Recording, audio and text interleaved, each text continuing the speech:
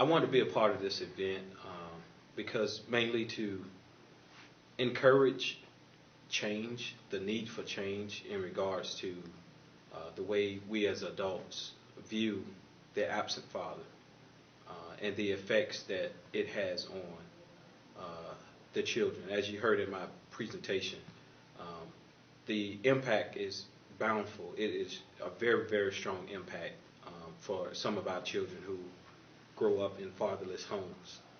From the simple things as, that security blanket and, having a sense of strength and confidence that we should get from fathers. Most of our kids don't have that opportunity. So I wanted to be a voice for our children. That's why I was a part of this event, or I wanted to be a part of this event. How do we get over excuses in regards to why fathers are not involved in children's lives? One of the important factors I've helped to, what has helped me is to look down the road, look forward. We can always look back and say what we didn't have, or look at what we didn't get. I start looking at what I did have and what I do have in regards to the relationship I have with my dad now, and the time we did spend together when I was growing up. And also, too, I look at some of our fathers now who don't have a relationship with their child, and they don't see the importance of them not being present. And so that excuse that they give, well, I have to go to work, or I had to travel this weekend. That time with your child is very, very, very important. And it doesn't have to be, an all-day thing. If you can only spend an hour with them, let that hour be an hour of time that your kid can have with you to get to know each other, to do fun things. It doesn't have to be, the excuses doesn't have to be I cannot do. It's about finding a way. It's about finding a way.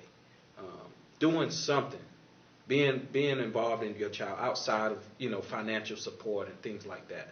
Our kids want our presence, not our presence. I didn't have a problem with forgiveness. I had a problem with the want, I knew the importance of dad or a dad being in my life. So my problem wasn't with, whether I forgive my dad. It was more of, how can we move forward? How could we mend, and how could we help? And when I say we, I don't mean so much the relationship with me and my dad, but the other kids who, there are a lot of our children out there hurting, and they won't be able to heal because they don't have those healthy conversations, or conversations at all with their dad. That's where the healing comes from, if having to talk with the person that's hurting you.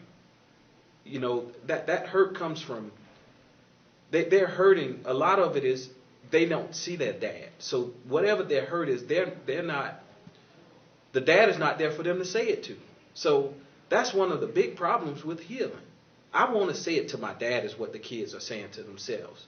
I can act out and lash out at mom all I want, but my dad needs to hear this. I want him to be here to hear this.